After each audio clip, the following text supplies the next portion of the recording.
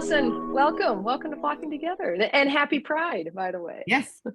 Thanks so much for having me. I'm super excited and grateful to be here to talk all the things neurodivergent nutrition and the like. Yes. Well, start there. Tell us a little bit about who you are and what your work is in the world. Sure. Well, I'm Katrina. My pronouns are she, her, as well as my name. I use them interchangeably. I've actually done a full breadth of things throughout my whole career, from people leadership to diversity, equity, and inclusion. And then I've taken a sharp left turn to become a wellness professional just because of my own personal journey with mental health and holistic health and wanting to learn about how to do it myself. And then I ended up learning a lot about myself through my neurodivergent diagnosis. So what I typically focus on right now is supporting those in the neurodivergent community, caretakers, caregivers, supporters, as well as those who identify as neurodivergent, and help really empower people to own their wellness as much as they can with what they have access to in the most simple way possible. So why nutrition? I mean, we're going to get into it more, but why is that a focus of yours? Well, when I got into fitness, I've done the teaching, I've done the training, I've done all the physical things that people say, you need to sweat and get this aesthetic as a result of your body. But then over time, especially as I've crossed over the age of 40, I've realized that it's more important about what you surround yourself with as far as people and environments, and also what you take into your body that starts the journey first. Because physical activity is subjective, depends on what you have access to, but you really do control nutritional intake every single day. So I want to see food as medicine. And also it depends on what people have access to as far as what they eat, which is then going to indicate how they physically move. So I wanted to focus on the foundation first. Yeah, beautiful. We started working with a functional medicine doctor about a year ago, right? And took out gluten and dairy and sugar, and joint pain went away, energy levels rose, right? So of course we know this intellectually, but a lot of things get in the way of us making different decisions, or even being able to ingest certain things. So how do you? It's a big question, but how do you work with folks who have certain limitations or sensitivities? Like what's your approach when there are barriers with folks? Well, I had to think about my own journey, right? I came from the history of growing up with parents who told me to eat what was on my plate and eat whatever was put in front of you. So I didn't have a healthy relationship with food. And then when I got into nutrition and I got my graduate degree, I realized, oh my gosh, I was never taught about the components of food and where it comes from. And then looking at the equity side of things, we didn't have a lot of money, if any. And so when we were eating food systemically, you look at the fact that I was eating food we had access to, which mostly came out of a box or a can. So I think the goal is for me to self-advocate and also advocate for others to understand that we live in a pretty chaotic world where, not everything's equal, not everything's the same. And what can we do to at least control the controllables and make sure that we're understanding that everybody has different preferences and different access points when it comes to foods they like and foods they enjoy. And also personally, I was feeling a lot of weird reactions to food, especially after I became or was diagnosed. And I started realizing I was eating all these different things that I hated, like protein shakes. Absolutely hate them. But I was drinking them for a decade because I was told that's what I need to do. And it gives me the ick. I get a gag reflex doing that. Wow. So I started diving into textures and realizing there's certain foods and the way that I prepare them that I enjoy more. And also working with a lot of my friends in the neurodivergent community, seeing that it was a really impactful thing to consider preferences versus forcing people to eat things that were giving them a visceral, icky response. No, absolutely. Yeah. And that just drives our cravings otherwise, right? If I'm always eating something I hate, that's going to drive me to get something I love eventually. Yeah. Well, we have several questions that I want to bring up, but one was more of a statement or an ask. Talk about sugar. Okay. I don't know where you want to go with that, but tell us about maybe the impacts of sugar on mental emotional health, how it impacts, different labels. I don't know, it's broad, but where does your brain go when I say talk about sugar?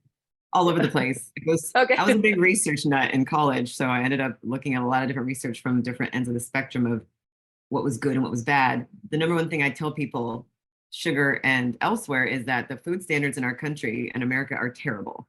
We don't have the same standards as the entire world. And therefore the food that comes in, even though it's labeled as a vegetable or a fruit or low sugar, it doesn't always mean that it's good for you or that it's bad for you. It's actually probably been processed with a lot of chemicals and genetically modified methods. So that's number one.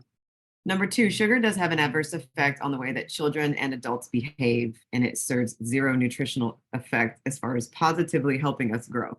So it gives you a response like on your tongue, because your tongue senses from 6 to 7 plus different tastes.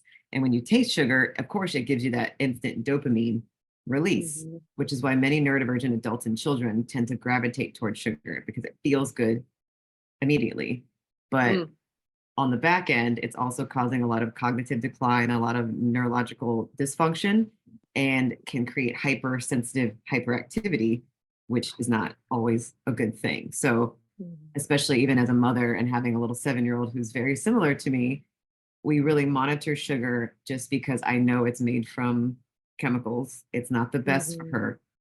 With that being said, though, I don't want to talk about sugar being equal. Like fruit sugar is fine. Fruit in the earth, it comes from the ground. Fruits actually have a bunch of beautiful amino acids and protein building blocks that give the benefit to the natural sugar. So I don't ever want people to think, oh, well, okay, well, you said sugar's bad, so let's not eat fruit. Fruit is actually really good for you. It's the processed, chemically engineered sugar that is not really healthy for us at all. Yeah. So steer clear of literally white sugar, right? Or the Yes. processed sugar. And not just because someone says so, or it's about diet or weight or anything. Really, it's impacting our cognitive abilities, Right. executive functioning abilities. And I see even probably sleep is impacted, right? Yes. Your sleep cycles. Can you speak a little bit about that? Yeah. Well, everybody needs sleep. I think sleep is, I saw an article the other day, and somebody correctly was affirming that it was wrong, that some celebrity was operating on 2 hours of sleep, so should everybody else, and that's the most unhealthy thing to propose. But I think the issue is we need restful sleep. Sugar does impact your circadian rhythm, so it can really create that, like I said, hyperactivity, kind of like caffeine, and really trick the brain into thinking that it's awake when it needs to be in a calm state. A lot of folks I typically talk about as a nutritionist, I put them on magnesium to help calm the nervous system. It actually helps regulate your digestive tract, all those types of things. And my daughter and myself are on it. So that's something I use as a way to steer into restful sleep, and then avoiding sugars after, honestly, like 5, 6 p.m. to eat dinner. So be it, but it can kind of combat that tendency to calm down. Great. So that's what I was going to ask. Like, okay, my kid has loves sugar. When I don't give it, they have a meltdown. It's really challenging. I give in, right? So I'm thinking that scenario. So you just gave us 2 tips. One, if you're going to have sugar before 5, right? So limit it as much as you can, right? And then to go to bed, magnesium is a helpful way. Do you take that through food, or is there a supplement, or which this is not a show on no, I'm not giving advice. I don't get any sponsorship, so I'm not going to shout it out. What's the research show, though? I make sure that parents, and of course, always resource a nutritionist like myself or a dietitian for what works best for you and your child and yourself.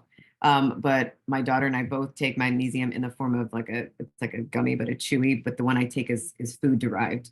I won't say the company's name, but it's a magnesium chew that's for adults that actually is made with real food. And the one that my daughter takes has no sugar in it. And it actually has lemon balm and valerian root to help foster sleep. Because kids that are, we can talk about neurodivergence, but kids that are typically labeled as gifted and super smart, or sometimes still have hyperactivity like mine, have a really hard time shutting their brain off. So when you want to talk about sleep specifically, we do the magnesium when she brushes her teeth at night. And then we actually read books, take away all screen time, and then we do like mental games to shut down at night. So that's a whole nother nutrition topic, but cool. Hey, can you think of the things that you'll see at the beach and start from A and go to Z? By the time she gets to H, she's asleep. Yeah, she's gone. I love it. Well, we do have some teasers. People can follow up with you if they want more, but we'll focus on nutrition here. So no, that's great though. Well, okay, bring me to this next question here. Can you share some information on foods that don't give me the NV food ick? So I imagine neurodivergent food ick, and things that are nutrient dense. Mouthful of a question. What doesn't give me the ick, and what's also nutrient dense? And can you explain this food ick? Because you even mentioned it before, but share a little more about that. Well, it's funny because you can talk about the relational ick, like Yeah, right. I've heard that one. Talk about the food ick. So honestly, like what happens with neurodivergent individuals is we are heightened sensorily, whether it's through taste, smell, sight. I, for example, have really sensitive taste buds. I can taste everything. I can smell everything. The lights, all those types of things affect me in different ways. So when it comes to food, if I taste something that's for me, it's the texture of smushy. So there's smushy, crunchy, crispy, and chewy. Those are like the main four food textures. And if I have something that's smushy, oatmeal, can't stand it. My daughter eats it every morning, but because everybody's different. So for me, I won't eat it, and it actually will make me feel viscerally grody versus it being a healthy thing like the protein shake. So when you say ick, it depends on the person. So I always encourage clients and people to journal. And when it comes to parents of younger kids who might not be able to journal, to have conversation. What kind of foods that we've given you? Oatmeal, I'm saying fried chicken like it's a great thing. It can be healthy. Fried chicken, French fries, whatever. What have we given you that you like and why? And what have we given you that you don't like and why? And encourage people to talk through and understand what the texture is that they like and don't like first. And then leaning into those textures. I tell clients all the time, if you don't like things that are smushy, then air fry them. Like change the texture, change the seasoning, keep the component there, but maybe change the way that it's prepared so it doesn't give you the icky feeling. And then thinking about the same thing with vegetables, which I like to always focus on plant nutrients as the number one way to get in your phytonutrients, but not everybody likes them the same. I hate smushy broccoli. Again, everybody's going to learn in this podcast that I hate smushy food. Yeah, nice. But if you roast broccoli with a little bit of olive oil, lemon juice, sea salt on about 375 for about 15 minutes, I'll eat the whole tray. Wow. So, yeah. You just find what works for you, work within that, and learn to prepare within that too. Nice. So the ick is more connected to the sense of the food, not necessarily the food itself or the taste. It could be, I don't like this, I don't like that. But if it's the texture you don't like, see if you can make it in a different texture. Yeah. Right. Oh, interesting. Especially if you think about babies too. They're always eating smushy food.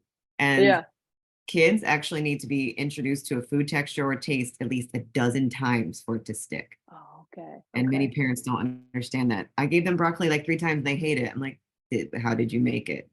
Try to change that, you know? Yeah. Well, you had a video on okra. You were talking about that. Tell me, remind me of what you were talking about there. Because make it make sense. My daughter loves smushy foods. I can't.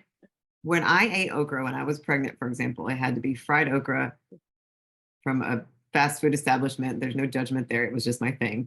But she likes it smushy. And honestly, she goes through these hyper focused moments where she gets obsessed with like a food, and I just write it out and I just make that for her. So she was wanting okra. It was probably giving me the ick to cook it for her, but she was eating it.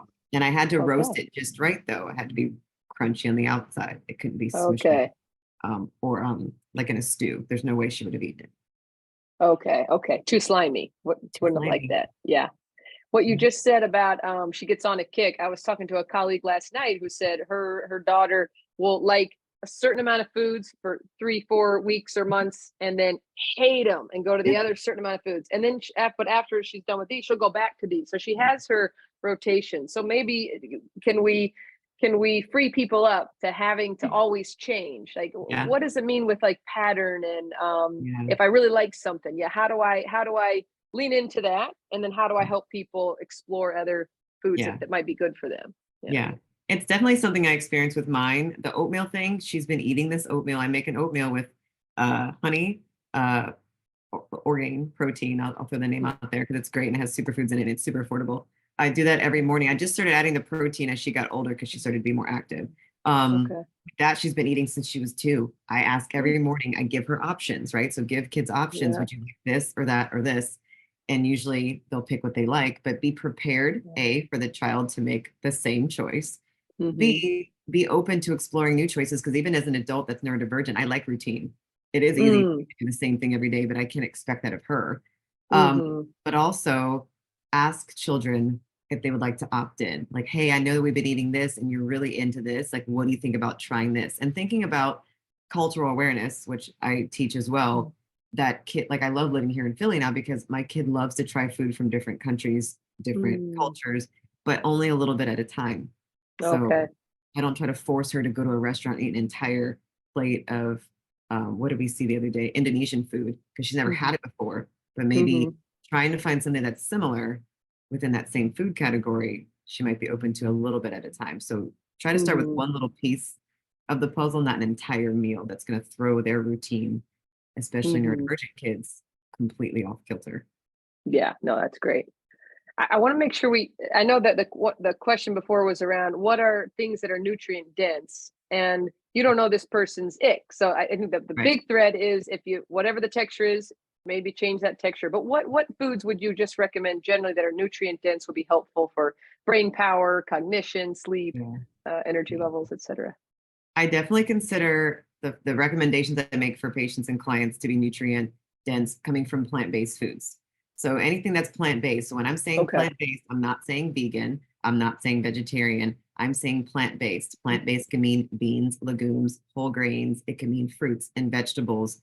And I don't say anything bad about meat, but as Americans, we typically eat the same meat all the time, every day. And it's not the hunting and gathering, seasonal eating that we should be doing with diversity.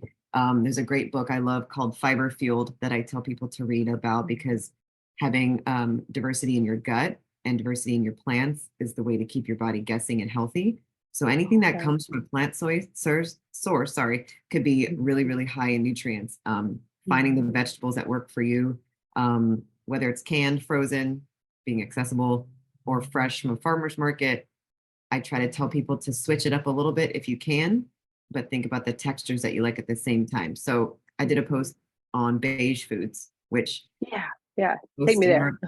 Most neurodivergent people love beige foods. Like we love carbs and breads and pastas and noodles, and that's okay because they create less guessing for our tongue. That's just me saying it in like easy terms. We have a thing called proprioception in our body where we have to like constantly be guessing of what's going to come next. And neurodivergent people typically lean towards beige foods because there's no guessing. It's simple, it's consistent, it's easy. So if you're going to have those beige food, that's fine, but include more whole grain sources for higher fiber, and maybe incorporate more leafy greens or things within those foods if at all possible.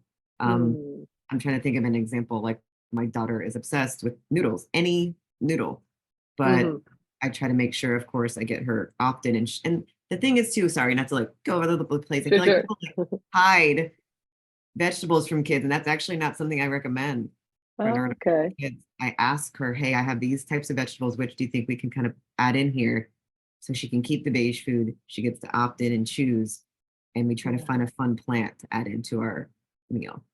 Nice. So collaboration too, right? And when we know, right, when there's power over, there's more aversion to that. When there's power with, when I have choice, I'm more open to that experience as well. So bringing your child into the culinary experience can be really helpful.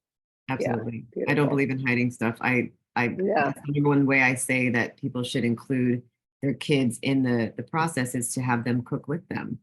Yes, it can be tedious. Yes, it can be messy. Yes, it's out of routine for you. But when my daughter and I food together, when kids actually are part of the preparation, they get to see it, they get to understand it, they get curious about it. And most of the time when it ends up being like a good, we call it a win, she's like, look what we made together. Like, this was so cool. And she'll eat all of it versus me just placing it in front of her. I love that. Yes. Nice. Okay. And you've already answered some of these other questions just in the chat here. So I'm going to find a new one here. Can you suggest ways to manage anxiety or stress around food and eating? That was an interesting I can try, not to say I'm perfect. You can try.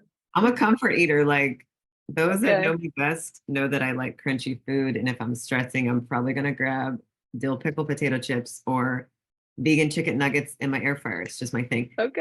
Nice. So I don't think it's terrible. I do think the number one goal is to make sure what you have on deck or accessible is good for you. Like try not to have all those tempting foods that you know are the worst for you nutritionally, but also using journaling, using reflection time is key. I journal every single day. It's just a habit that I do every morning to dump my brain. And one thing I tell people is to journal your wellness. Like, how did these foods make me feel yesterday? How do I feel today? And try to understand which ones might be triggering some of those responses. But also, like, when it comes to like preparing for food, like, make it simple for yourself. If all you can handle right now this week is canned tuna into a salad, that's fine. Try not to make meal prepping and preparation so stressful on yourself, and make it as easy as possible for the rest of your week. And we can talk about meal prepping because I believe in that. But try Let's to hear it. Take me there. Yeah. yeah. So foods that trigger you, be mindful of those. Try to avoid the ones that aren't nutrient dense, but give yourself some grace. Food preparation can be tricky for neurodivergent people. I mean, I got into food prep, I want to say 10, 15 years ago. And that's not how I grew up. We ate dinner that night usually. And then there was like leftover night. I don't know if everybody does it the same. But what I realize is like cooking every single day stresses me out more than anything. And I realized that if I created a method, which is what I call the trifecta, it makes my life easier. So the trifecta, I believe, is whole grains, vegetables of some sort, or some kind of produce, and a protein, whether it's plant-based or not. And every week on Sunday or Monday, I typically prepare 2 or 3 of those for the week, and they go in my fridge. And then when we're ready to eat, we can either heat them up or I can put them in the air fryer, whatever the case may be. And it's more of like a building a bowl together. Same thing as I talked about with collaborating with my daughter versus me having to be the main caretaker, stressing out and trying to prepare a meal for somebody else. So I think simplifying that, understanding, like I said earlier, you can do frozen, you can do canned, and that's okay too. Just look at the salt content. That's all. Okay. What am I looking for in the salt content? As low as possible. If anything, Okay. frozen foods typically don't have added salt. I actually have seen some like seafood that has added like a sodium water mix that they freeze it in. I didn't even realize. Again, America. Yeah. Frozen vegetables are great. If you're going to choose canned vegetables, look for anything that has like a sodium of like less than 2% or low sodium on the label. So, because they use salt as a preservative in the liquid. So Okay. Okay. That makes sense. Yeah. Yeah. Okay. Okay. Okay. Good tips. Good tips. That was one of the questions, meal planning and preparation. So we got that here. Yeah. Let's see. How can I balance my nutritional needs with other lifestyle factors such as sleep, exercise, and mental health? Which we've talked a little bit about the sleep, but yeah, how do you build that in, or what might be some barriers that we could help people overcome? Yeah, well, I'm a time boxer, so Okay, what's that? time boxing is my favorite thing on the planet. So time boxing basically means I live according to my calendar, but my calendar helps guide my day. So Okay. as an ADHDer, I'm an ADHDer, so I identify as being autistic and having ADHD along with other chronic health conditions physically. But that means that sometimes if I'm going to do something, I either avoid it or I do it right then, and I don't need to do that. So time boxing is where you can take, whether it's a Google Calendar or your Outlook, whatever you use, and create a color for each task that you want to complete. And you box out 30 minutes, hour, 45, whatever you need to get that thing done. So when it comes to food prep, I do time box that every week. And between 11 and 12, let's just say on a Sunday morning, I'm going to food prep, and that's what I'm doing for that hour. I might put my phone away, take all the distractions away, and that's what I'm hyper focusing on. So that's one thing I tell people is to time box, just like you do your meetings and your kids' events and all the things you have going on. Or if you're a caretaker, encouraging your clients to do the same with their kids. You have soccer, you have all these activities, but what about the time to food prep the meals, to grocery shop? I tell busy caretakers, whether they identify as a mother, father, or in between, your workout time, your time for your sanity, you need to box that out too. So you don't not pour into your own cup, and try to structure it so it's not rigid, but it helps make sure that that time is like protected, and making sure that your wellness is a priority in your every single day focus versus jumping into your computer or your phone and beginning to work at the last minute. Nice. Now I'm picturing your calendar looks like your shirt, just colors Yes, it does. everywhere, and yeah, it's so cool. And I try not to be so rigid, like things can get moved around, but it does help me avoid forgetting. I Nice. forget very Okay. easily. it helps me to make sure that it looks balanced, right? So if it's all Yeah. gray is my work color. Okay. Um, Yeah. if it's all gray, then that means I'm not balancing my life. So even when I work Yeah. with lifestyle coaching with people, I try to help them find balance with kid stuff, them stuff, work stuff, and everything in between. Nice. Nice. Yeah. Okay, one of the last questions here. I'm liking this. How can I navigate social situations involving food given my neurodivergent needs? How can I be Mhm. out there and connect and mingle? And yeah. What thoughts come up with that? Well, I actually eat first. I actually had an event this past Oh, okay. Sunday where I hung out with my friends here locally. Monday, sorry, hello, What? holiday. And I thought about it before I left. I went, oh my gosh, I don't eat meat. That's a choice of mine. I only do seafood and we don't do dairy. So my diet is pretty limited. But if I'm hungry or in a social situation and I want to fit in and mask, which is a tendency I might have to do, I might just eat something because it's there and I don't want to Sure. seem awkward. So what I typically do is I eat before I leave for places. Hmm. Not a full meal, maybe, but maybe a snack at least. Um, Hmm. Also, don't be afraid to advocate for yourself. And if you know the person organizing the event or talking to the person that's planning it, ask what is Hmm. going to be there as far as food. Can you let me know if there's anything that has XYZ in it so you can be prepared? Um, Hmm. a lot of us in the neurodivergent community like to know things before they happen and don't like Hmm. the unknown. So ask, advocate for yourself. And Hmm. if all else fails, eat beforehand or bring something with you. And Hmm. don't be afraid to have to step away, A, for a sensory break, Hmm. or B, just to take in a meal or have a snack that's away from people, um, Hmm. for fear of not fitting in, because your health Hmm. and your well-being is more important than needing to Hmm. fit in. Yeah, beautiful. So just giving yourself permission to be yourself, to advocate for your needs. And I love the idea of eating before, right? So then you're not starving, you're not Right, having to do something you don't want to do. right, So right. that's great. Yeah. Absolutely. Well, where can people find you? And if I were to want to work with you, what would that look like? Yeah, tell me a little bit more about that. Yeah, well, I'm a self and neurodivergent advocate, so I'm happy to work with parents, caretakers, as well as neurodivergent folks themselves. But my Hmm. Instagram and my website are therealhealfeels.com Hmm. and the same name on Instagram. You can feel free to DM me or message me on my website, just to even openly ask questions. But I typically work with people both nutritionally, but also, like we said, with time boxing and finding methods to move Hmm. that help them with stimming or fidgeting. I'm more than happy to collaborate on any of the above. Yeah. Awesome.